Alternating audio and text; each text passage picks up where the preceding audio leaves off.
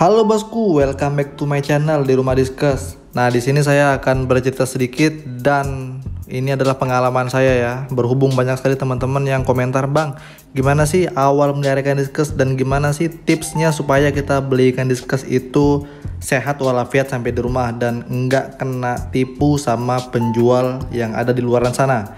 Nah, jadi sebenarnya teman-teman, video ini saya buatkan untuk teman-teman yang baru mau terjun di dunia ikan diskus ataupun yang udah terjun ya, yang sering sekali gagal dalam pelihara ikan diskus.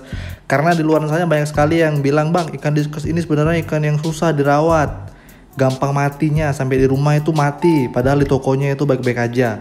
Nah, sebenarnya teman-teman, semuanya itu bukan karena kata siapa ya ataupun kenapa-kenapanya. Jadi ini pengalaman pribadi saya yang selama ini melihara ikan diskus. Kalau teman-teman nonton di video saya yang sebelumnya itu pasti tahu lah ya. Jadi teman-teman, sebenarnya gini, kita pelihara ikan diskus ataupun ikan hias lainnya itu sama aja, tergantung kita bagaimana merawatnya, dengan sepenuh hati atau enggak, atau hanya sekedar ya biasa-biasa aja. Jadi gini teman-teman, ikan diskus ini adalah ikan yang sangat cantik ya, teman-teman pasti tahu lah keindahan ikan ini. Kalau di ikan hias nih pasti ada mereka, karena mereka ini adalah primadonanya.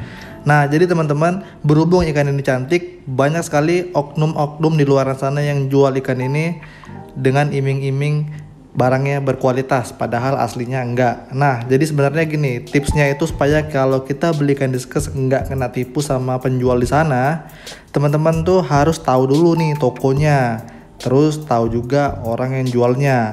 Nah, kenapa saya bilang seperti itu? Gini, kalau teman-teman tahu tokonya ataupun tahu orang yang jualnya, otomatis orang itu akan sungkan ataupun segan untuk menipu teman-teman karena udah kenal.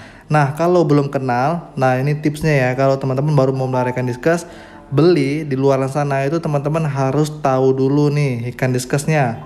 Nah, ikan diskusnya ini dicampur banyak atau memang dia khusus penjualan ikan diskus. Nah, kalau ikan diskus ini dicampur ataupun dalam farm itu banyak sekali ikan-ikan yang lain selain ikan diskus, teman-teman harus cek kadar airnya dulu teman-teman. Nah, kualitas kadar airnya ini seperti apa, bagus atau enggak, sehat atau enggak. Nah, cara ngetesnya itu gampang, teman-teman bisa lihat aja airnya. Kalau airnya jernih, aeratornya bagus, terus ikannya fresh, nggak ada bintik-bintiknya ataupun ikannya nggak loyo, nah teman-teman tuh bisa itu dibawa aja, dibungkus maksud saya, dan tentunya harganya agak lumayan ya teman-teman kalau ikan yang seperti itu.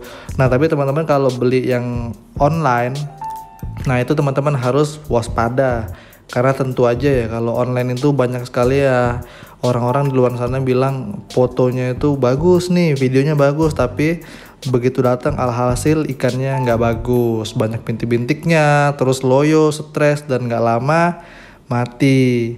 Nah, jadi teman-teman sebenarnya ya, kalau kita mau beli ikan diskus, yang pertama itu kita harus ini dulu, browsing dulu bagaimana sih ikan diskus ini, karakternya tuh seperti apa.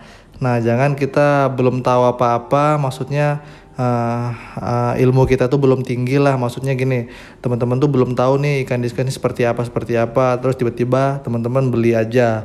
Nah, itu salah ya teman-teman. Jadi teman-teman tuh harus cari tahu dulu karakter ikan diskus ini seperti apa, boleh nggak dicampur, terus airnya tuh berapa pH-nya, terus suhunya berapa, dan dia ukurannya seberapanya tuh harus disesuaikan sama akuarium. Jadi seperti itu teman-teman. Pada dasarnya ikan diskus ini sama seperti ikan-ikan yang lain, cuman ikan diskus ini harus ada perhatian lebih.